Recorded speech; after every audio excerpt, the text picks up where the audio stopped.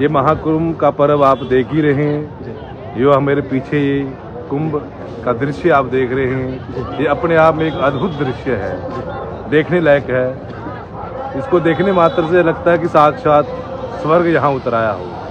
और शास्त्र भी जी कहते हैं कि इस महाकुंभ में देवी देवता भी स्नान करने के लिए और इस मृत्यु लोक के भक्तों को दर्शन देने के लिए वो आते हैं। ये महाकुंभ है।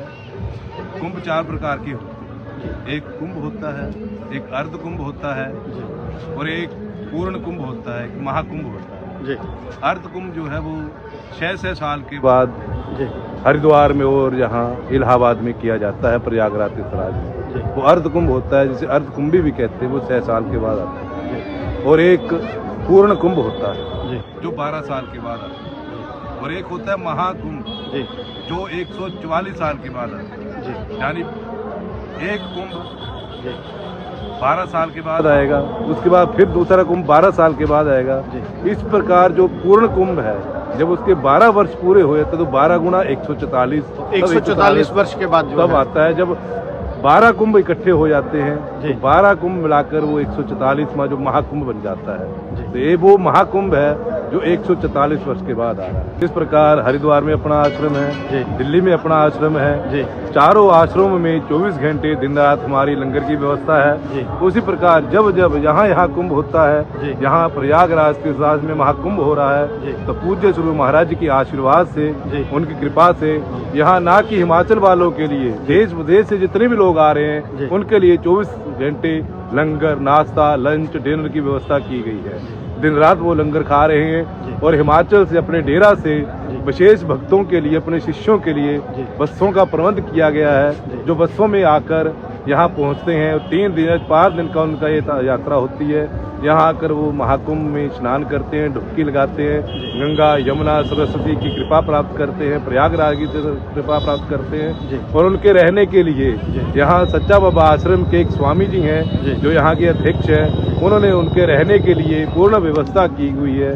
यहाँ हमें उन्होंने अपने रहने के लिए स्थान दिया हुआ है। एक बड़ा हॉल है, 10-12 कमरे दिए हुए हैं, जिसमें हम वो जो बसें आ रही हैं वहाँ से उनको रहने की व्यवस्था और खाने की व्यवस्था, देश विदेश जितने भी लोग आ रहे हैं सब इस लंगर का सदा व्रत जो 24 घंटे लंगर चला हुआ है, जिसकी कहावत है घर में कि ये 24 घंटे का बाबा रुद्र का लंगर है। वो लंगर यहाँ भी चल रहा है और देश विदेश के भक्त यहाँ उस लंगर का प्रसाद ग्रहण कर रहे हैं। जो लोग यहाँ महाकुंभ के लिए ऊना से आना चाहेंगे या हिमाचल प्रदेश के विभिन्न भागों से आना चाह रहे हैं, तो कोई विशेष तिथियां नियत की गई हैं कि इस तिथि को वहाँ से बसें सारी हमने बसें लगाई हुई हैं। जैसे कल शाही स्नान है, उसके लिए 2 बसें यहाँ आ चुकी हैं। वो कल का स्नान कर परसों चली जाएंगी। उसके बाद 24 या 25 तारीख को फिर 2 या 4 बसें जितनी भी आएंगी, उनका प्रबंध हमारे नंगल के गांव से, ब्रह्मपुर से है लड़के, अश्विनी कुमार जी और रिंकू उनका नाम है, उनको मैंने ये जिम्मेवारी दी हुई है। वो आश्रम की ये सेवा कर रहे हैं। तो 25 तारीख को शायद 3 या 4 बसें भी हो सकती हैं जो 30 तारीख तक जहाँ रहेगी। उसके बाद 29 तारीख से फिर वहाँ से बसें चलेंगी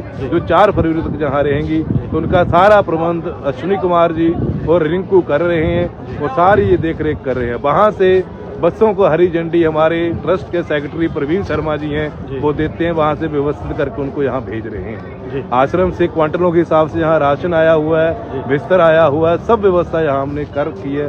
कोई ट्रेन में भी आ रहा है, अपनी कारों में भी आ रहे हैं। कोई किस तरह से भी कोई आए हमारे पास पहुँच जाए, उनके लिए खाने की व्यवस्था, रहने की व्यवस्था पूर्ण रूप से यहाँ की जा रही है। महाराज जी, महाकुंभ में ऐसा क्या किया जाए कि उसका पुण्य जो है पूरा फलादेश मिल पाए? महाकुंभ में तो यहाँ आदमी आ जाए, प्रयागराज में पहुंच जाए। यहाँ पहुंचना ही उनके लिए बड़े सौभाग्य की बात है कि यहाँ पहुंच जाए, आकर यहाँ स्नान कर ले, दान पुण्य कर ले। पंचदेव हमारे हिंदू सनातन में पंचदेवों की पूजा की ही है। गणेश जी की, सूर्य नारायण जी की, भगवती दुर्गा की, शंकर जी की और विष्णु की आराधना। यहाँ आकर इनकी आराधना हो जाए। और यहाँ बेणी चक्र माधव का मुख्य यहाँ स्थान है। चक्र माधव जी, बेणी जी का ये स्थान है। उस बेणी माधव, चक्र माधव जी की पूजा हो जाए। यहाँ आकर मंदिरों का दर्शन हो जाए, यहाँ आकर गंगा स्नान, तीर्थराज का स्नान हो जाए, यहाँ आकर दान पुण्य हो जाए, तो मान लो कि हमारा मोक्ष निश्चित है।